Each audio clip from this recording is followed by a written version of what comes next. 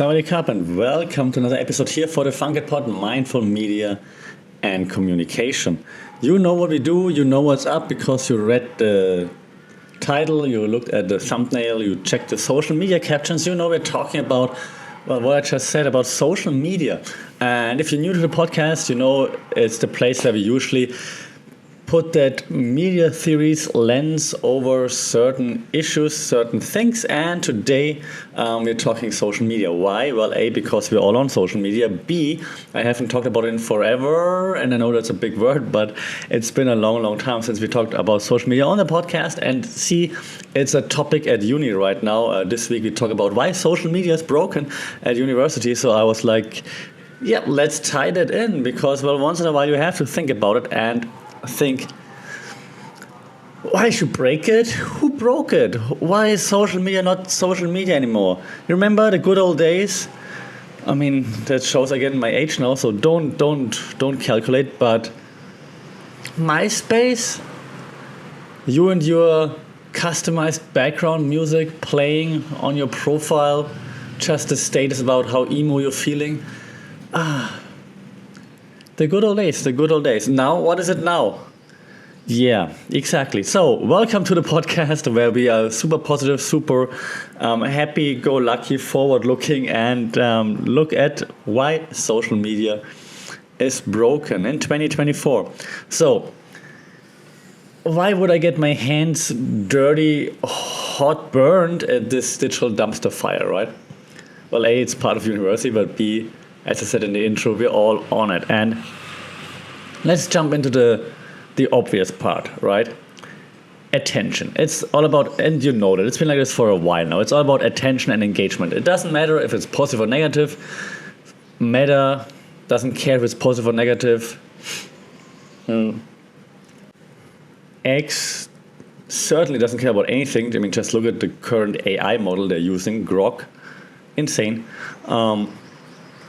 So it's clearly not about what's good, what's bad, what's wrong, what's right. It's just about engagement, clicks, views. That's all that matters. That's all that has been mattering for a while now. Okay, so that's of course nothing new. Just to make sure it's still in the back of our heads because that hasn't changed. Right. So good attention, bad attention doesn't matter as long as I get attention. And what is easier to create attention with? Good news or bad news, positive posts or negative, enraging posts. Exactly, right? Exactly that. So that's why you see all those outlandish things that you don't agree with, that you hate, that you dislike, because they get you enraged. It's even like, one example, okay, then we move on. But one example, even if you're like in a political field, and of course we know that the filter bubble and so on, so you only see things that you agree with. Correct. However, even the parties that you agree with, they will use content that gets you enraged. They will not use content that makes you feel better. Like, look at what we achieved so far. Yeah, you see that here and there, but mostly it's like, look at what they're doing. And then pictures from hell and like communism and whatnot, right? So even in our filter bubble, they still work with like those enraging clickbait posts. Very annoying. Like, I already follow you. Be positive. No. It's all about that anger engagement. Okay, but hey, that's not all. That's not the only reason why I think social media is broken. And I mean, remember, again, right now I'm talking to people my age. I will talk to the younger generation in a second. But remember, when we thought that TikTok was chaotic, sweet summer children, you're in for like, because it doesn't stop, right? The development will not stop. So if you think TikTok is chaotic, just wait what's going to happen like in a year from now, in 2 years from now. I mean, right now we see the trend that like artists, musicians release sped up tracks of their actual songs, right, for social media. Oh Lord, yeah. But hey, I actually have an outline. I actually worked on this, so let me follow my outline before I lose it already. So, first step or first point on the menu today is, of course, again, we have to talk about AI because AI clearly is changing the way social media works, social media is understood, and whatnot. Okay, so are chatbots generative AI? Is generative AI our friend, enemy, frenemies? What are we? Right? The bullet points I'm looking at right now that I wrote down, or maybe my AI wrote it down. Who will ever know, right? I'm not sure if I wrote it. Did it wrote it? It understands me so well. So you can already see the thing, right? The theme here. It's very difficult to really see whether or not something is created by AI or not, especially now with, like, for example, AI models such as Grok, the one that the model by Elon Musk, uses a different AI model than ChatGPT is, for example, than Claude, than Gemini. It doesn't have that many restrictions. It's called Flux, F-L-U-X. Flux, I think 2.0, is it?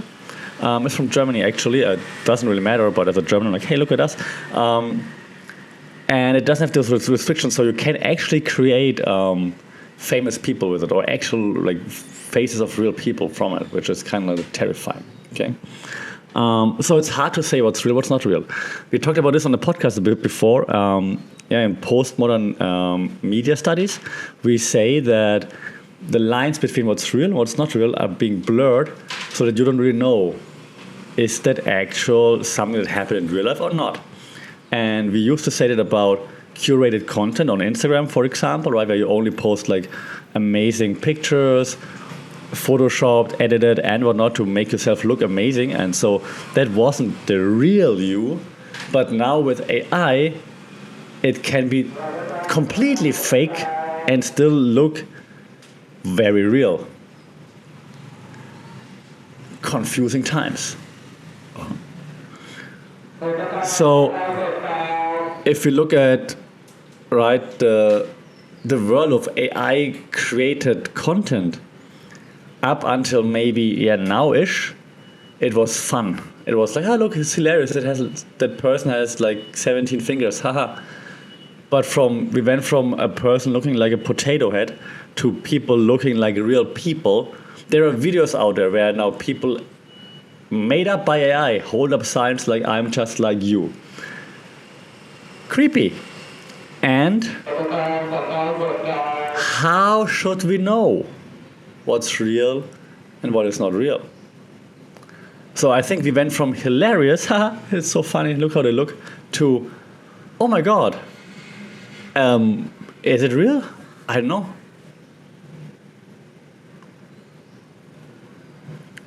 I think right now we're at a place in time where, like, I mean,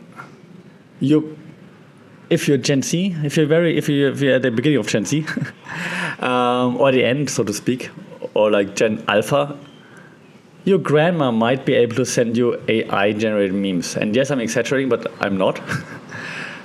And that is terrifying. Because, with great power, I hope you finished that. Yeah. So if you put that power into the hands of people that, I don't want to say don't care, but that just aren't aware of the implications. And yes, your grandma sending memes is a fun idea, but I hope you get what I'm saying. If you're not aware of the power that comes with, 20 years ago, social media, now AI. Right? Now we all know how social media works, but now if you're not aware of what you can do with AI, positively, yeah, but negatively, definitely also, for sure, then we're in trouble. It's like giving a child a gun, right? Okay, I hope I don't get censored or like taken down for saying that word now. But, right, if someone doesn't know how to use it, it's probably pretty dangerous. And with AI, I think we're heading into that direction. Like, it's way too easy to access, and not enough users know how to use it and what to use it for and when not to use it. Because as always, we're looking for the fastest way to be rich and famous, and that's, as I said in the beginning, rage baiting, rage posting, triggering, and that's just so easy to do with creating AI content. So I think troubles ahead. And I'm like usually the person that goes like, hey, digital is awesome. I'm telling you, troubles are ahead. And before I paint everything too dark, don't worry. Not everything is like bleak and blank and sad.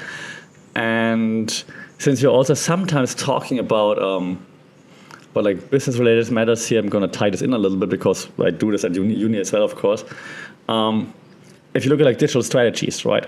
So that's my shout out to my digital strategies class right now. I hope you're listening. Do you have to now manage a brand identity of your client on like 17 different platforms, 24 different metaverses? Metaverse is still alive, I think. I'm not sure. You tell me. Is that freaking confusing? It's also confusing for the audience if your brand is on all the platforms, but like in super different ways. What's your brand identity? Just being everywhere? Do we have to be everywhere? Do we have to monetize everything? Remember how cool Be Real was when it wasn't monetized? I know they've been sold and so on, but now it's just another platform with lots of ads and branded profiles and whatnot. Okay, I was lying. Sadness again. And try to explain to a client why they need a strategy for, I don't know, astral plane or whatever. Like, I mean, like why they need to have like whatever, like an AI generator, you name it. Why do they need to be on, Be Real? Why do they need this? Why do they need that? Why isn't the blog enough anymore? Explain it to the client and then tell them they need to give you money for it. How do you measure it? So you see, getting more complicated. Not to say that this is the main reason why I think social media is broken. Of course not. I mean, boo-hoo-hoo, right? Clients, companies that want to make money off social media have to think more. Yeah, no problem. I understand it. I'm just saying like it's getting more complicated. But hey, that's your job if you're in marketing, so whatever. I don't care about marketing people. I understand. Just wanted to tie that in. Back to things that I think that actually matter and that actually have broken social media more or less to some extent. And I'm going to call this now the great notification revolt. When I was thinking about like how do I call this part, when I thought about like what to talk about today, because you have so many notifications on your phone, and let's be honest, who is really managing their notifications? Like who can send you what? You probably most likely say yes to every app is sending you notifications, because when you install the app, you're like, yeah, sure, I want to hear your notifications. That's why I use the app. Then you're getting push notifications in your face. You might have an app that notifies you about not having notifications. Like, hey, you didn't get a notification in the last 10 minutes. What's wrong with you?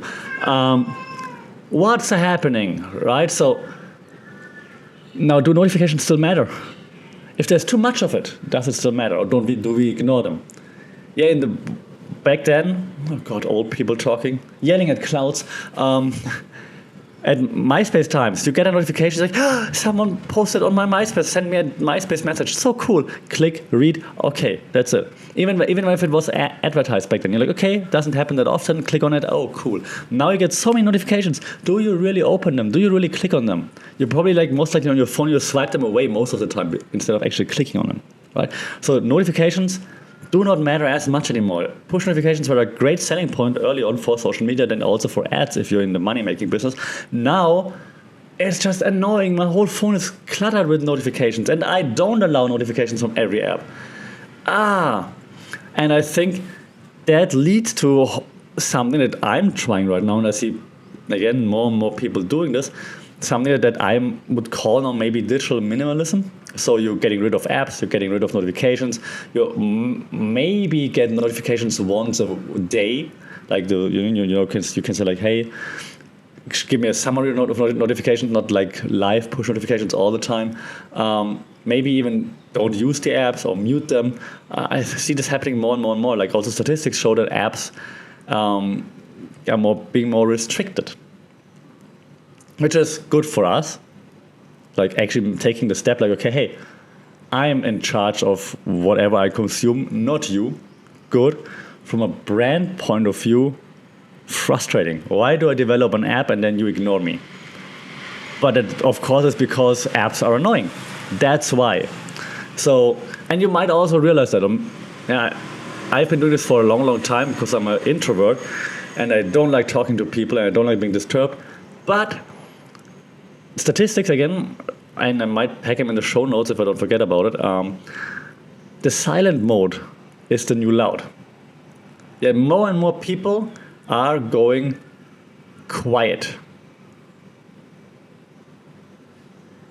Be that social media detox, be that just quiet mode of the phone, not responding to notifications right away. Just like, hey, I'm in charge of my time. I know how valuable it is. I'm so anxious from all the things that are coming in. I will switch it off now. I'm not answering calls. I don't answer calls. Which is an interesting development, which is a good development, I think, to take back your sanity.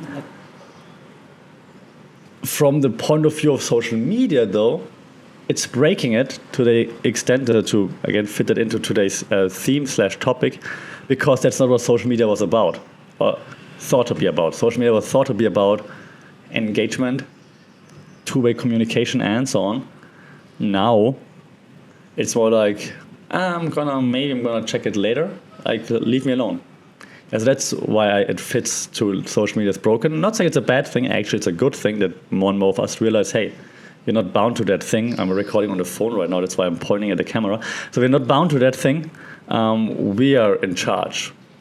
Good thing from my point of view, not from the social media's point of view. And kind of sad that it has come to this point that we cannot enjoy social media as much anymore. Yeah, where social media is just there to like occupy your mind while you're commuting. You're just flipping, scrolling through stuff, but not actively engaging anymore. Kind of sad from my point of view, because there was so much potential that unfortunately we have not reached with social media. And another thing that I think kind of broke the whole social media, internet awesomeness, they're like, and hear me out, I make a point, but do you remember when like meme coins were a thing? Yeah, Dogecoin, for example, was the first one. And hey, it's not going to be a crypto deep dive, don't worry. I'm trying to make a point. Yeah, I'll trade you like those, don't cancel me, those rare paper memes for like a cup of coffee, for example. We entered an era where we're in like this, I will call it meme-based marketing, okay? And again, let me make this final point that I try to, put in words, which is difficult because in my head it's like, oh, there's so many things firing right now. But the thing is, absurdity had taken over. Maybe it's getting a little less now. But it's for a while, especially during COVID, right? When like those meme coins, all the things were flourishing. It was all about like being absurd, being crazy, being weird, and it was fun. And it's fun for a little bit, but then in the big picture, it just takes away the core of sincerity, because those coins, those memes, those NFTs are not serious/sincere. They are just like a quick money grab, and it sounds fun for a second, but then it's like there's no added value to it. And social media in the early stages, the internet in the early stages was all about connecting people, creating more value. And now it's not. Now it's about attention grabs, money grabs, quick roads to success, shortcuts, whatever. Scamming people. Hey, Logan Paul. And that's it. Allegedly. I almost didn't say that. Allegedly. So where does this lead us to is the question. Are we being able to make the turn and go back to creating content that matters? Or are we heading further down the road where content doesn't matter and it's all about engagement all the time and just like, give me this, give me that, here, bam, bam, bam, and then that's it. Hilarious. You don't even laugh. You're like, your mouth moves for a split second like, and then you're moving on. Is that it? And are we okay with that is the question. Are you okay with it? That social media has become that thing that's not about sincerity, depth, change, improvement, but all about like, and then that's it. You answer that. Yeah. I have four more minor points. One, I jotted down, I call it the authenticity paradox. Why? Because, okay, so statistics show that in particular Gen Z is all about authenticity. So when you look at like brands, Gen Z is all about authentic brands, while millennials apparently are more about like the best deals for themselves. Okay, so that's a big difference there. Okay, but now the question is, what is authentic? If you're trying too hard to be real, the app Be Real, you know. So that unfiltered content has been a thing for like the past 2 years or so, okay? But does it take you 17 takes to be unfiltered and raw? Is it then still unfiltered is the question.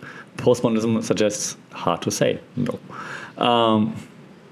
This of course leads to those amateur content creators, and I hate using air quotes, but I just did in case you're not watching but only listening, because it eventually leads to being genuine is actually the fakest thing that you can do. And I hope I just took you on that thought process journey to understand that, because you're trying to act real authentic, but actually then you're not. I just listened to a German stand-up doing something, a stand-up routine, and I just listened to this one bit. And she said, it's so crazy. She lives in Berlin, where it's hard to find like shared flats. She's like, I was looking for a shared flat in Berlin for roommates. And I found this really nice one, like high ceilings, old building, very pretty.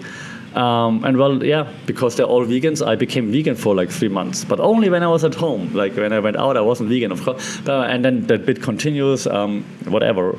But that's a good point. So you're faking authenticity just so that you get some likes, attention in the moment. So you're like, yeah, I'm authentically that, but actually you're not. So how long can we fake the authenticity? Is it worth it? Should we be faking authenticity? Why are we not our authentic selves? Because some authentic influencers, they look way too, and I said one more time, way too authentic, way too cool when they're being authentic, that it makes our authentic selves feel less. Like we're not as cool, as awesome, as thoughtful, whatever it might be. I follow like this guy on who's about stoicism, right? On Instagram, Ryan Holiday. Cool, nice, inspirational at times, all good.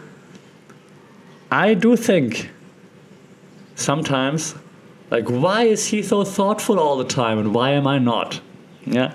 So that's part of like, it looks authentic, but is he really that thoughtful 24/7? Probably not. Of course not. But you only see that this authentic self that is very to the point, where you're just like, I'm not like that. But they're not like us. So I hope you get the point. Authenticity is great if you fake authenticity. And it's hard to say when is it fake and when it is not. Again, postmodernism. It gets frustrating, and social media is full of that, unfortunately, as you know, which in my eyes led to social media being broken to some extent. That's just it. One of the other things I want to mention is, of course, it also, hey, welcome to the game show where everybody's a loser, because everybody gets your data. You get data. They get your data. Everybody gets your data. Congratulations, your data's gone. Today, your data has only been sold to 500 companies instead of 1,000. Congratulations. It's crazy the length companies go to for like this crumb of privacy to get it from you, right? And that just showcases how important data is. Right now, anecdotal evidence, I know, no research, but I'm getting more unsolicited text messages than ever before. Just one example here in Thailand right now. Okay? But it shows you that your privacy, your data, definitely not secure.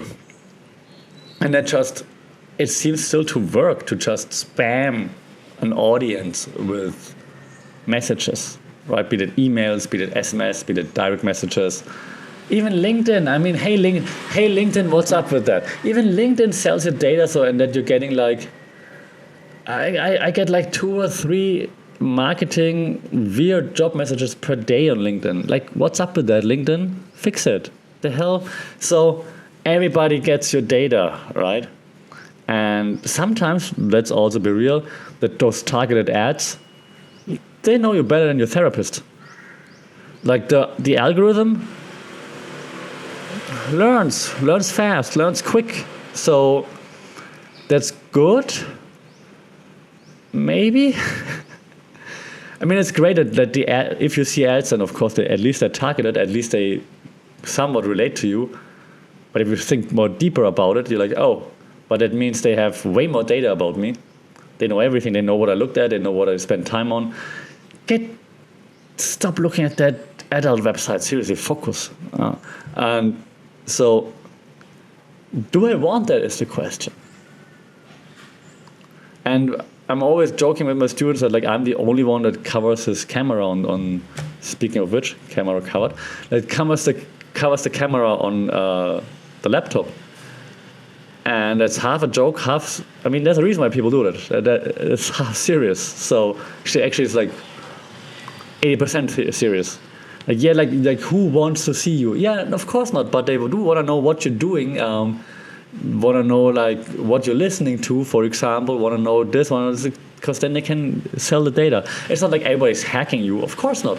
But it's like just the content that you're creating, the data that you're creating that's being used against you in a sense of tracking you, targeting you, and not letting you out of the bubble. Also, while one might argue, yeah, but targeted ads are good because I am interested, yeah, but do you want to spend all the money all the time?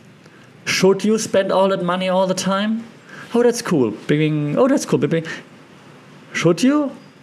Do you buy it because you like it? Because you want it? Because you need it? Exactly. You don't need to buy everything that you think is cool, but if you're exposed to stuff that's cool all the time, you're way more likely to spend all that money, of course, right? So, there you go. Maybe we should have like an app that says, hey, how much budget do you have to spend on like random per month? And once that budget is gone, I will block all the ads for you. That's actually not a bad idea. Huh. We have a hackathon soon. Use that idea, create an app. Okay, come to our hackathon. All right, 2 more things, then I'll wrap it up, because I know the attention span is very low. That's my second to last point. Attention span apocalypse, because, well, content is these days so short it ends before it's actually... Exactly. So this means, what I said earlier, artists speeding up their tracks just to fit it into like social media posts. We had macro, or we had normal influencers, we have micro influencers, niche, we have nano influencers with like, I don't know, an audience of 2.5 people or whatever. I'm exaggerating, but I hope you're getting the point, right? Everything is faster. I know I speak very fast, I talk very fast. Even I cannot talk fast enough to fit it into like this short form content. It's frustrating. If this segment right now, the last minute, 30 seconds, if it were a TikTok, you would have scrolled past it 37 times by now. Let that sink in. Crazy. What's the next step? Can our attention span be even less is the question. And what does it lead to?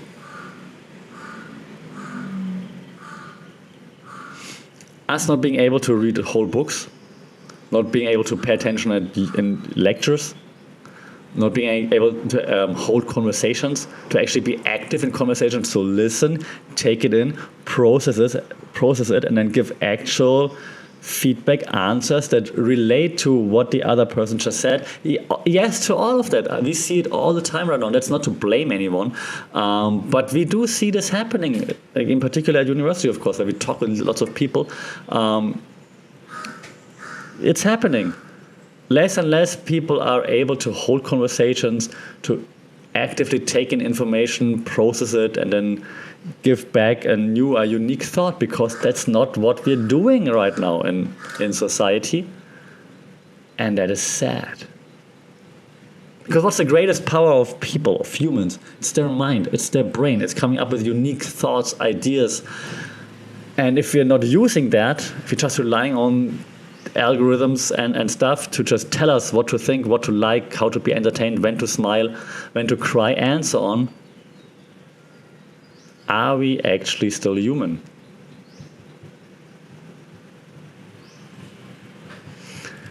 Yeah. I will try to find a way to not end it on a low note, hopefully. If you're looking at like, I worked on this, the digital detox dilemma, we can look at like two things. You all know FOMO, right? Fear of missing out. And of course, there's also JOMO, which I'm a proponent of, the joy of missing out. I like missing out on things.